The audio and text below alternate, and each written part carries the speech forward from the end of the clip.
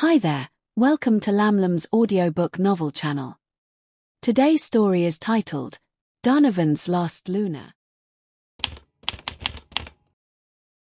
Chapter 7. 3. Who's there? The guard asked, flashing the flashlight in our direction. Hart held my shoulder as he pressed me down to the ground, barely escaping the guard's flashlight. The lights turned toward us briefly before moving away again, causing Hart and me to breathe heavily with the fear of almost getting caught. Careful, Hart said, holding my waist as he held my frail body back to the dungeon. Are you okay, Zuri?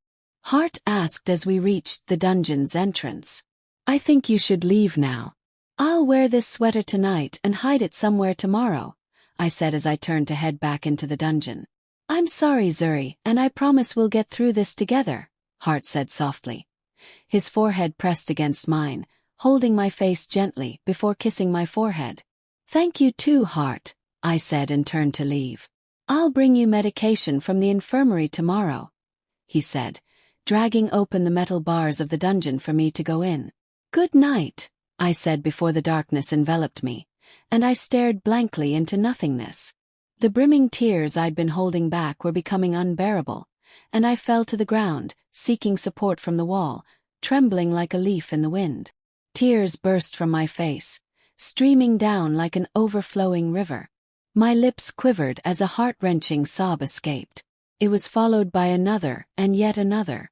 I buried my face in my hands with my shoulders shaking with each ragged breath, and the sound of my painful anguish filled the dark dungeon. The raw and primal pains of what had become of my perfect life made me break into yet another soul depth of tears. The pain of seeing my father murdered by the same man who raped me and the frustration of the realization that I couldn't hate him all enveloped me. The overwhelming darkness and despair meant that I was reduced to the lowest position of the maids, and the tears didn't stop until I ran out of them and fell asleep. Hey, Zuri!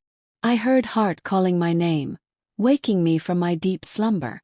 I batted my eyelids groggily and smiled at him.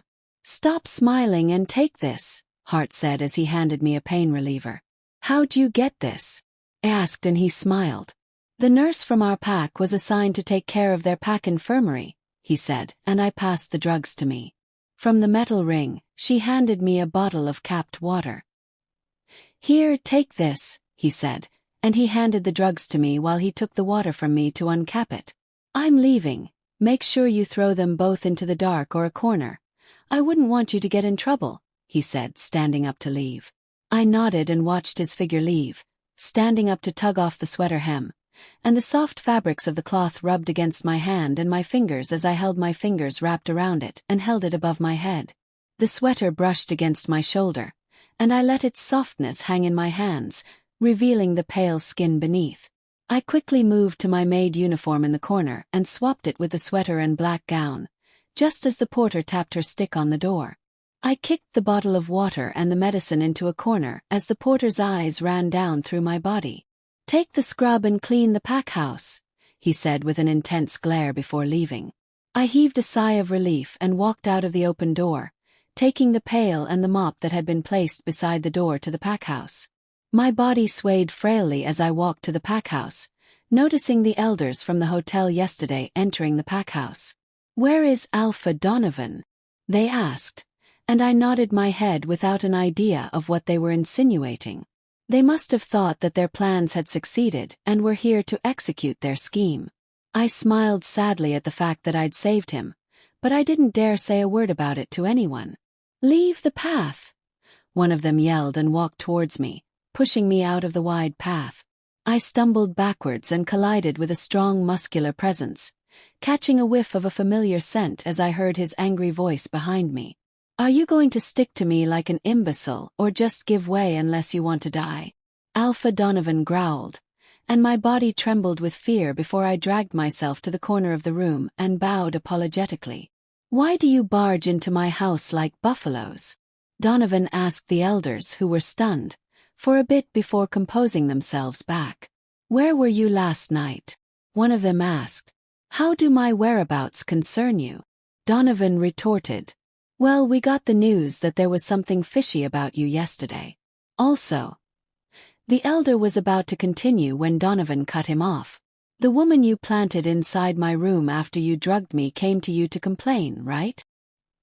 He said it with a smirk, taking the men aback. Donovan walked closer to the boldest of them and gripped his neck, lifting his feet from the ground. You thought you could drug me and use any recordings to blackmail or control me, didn't you? Donovan asked, and his eyes glinted with a glint of mischief. The man's face was draining of color as the struggle in his feet was getting weaker, with him losing his breath. Thanks for listening to Lamlam audiobooks. If you enjoyed this chapter, don't forget to like, comment, and subscribe for more episodes. New chapters drop every Monday, Wednesday, Friday, and Sunday at 9 a.m.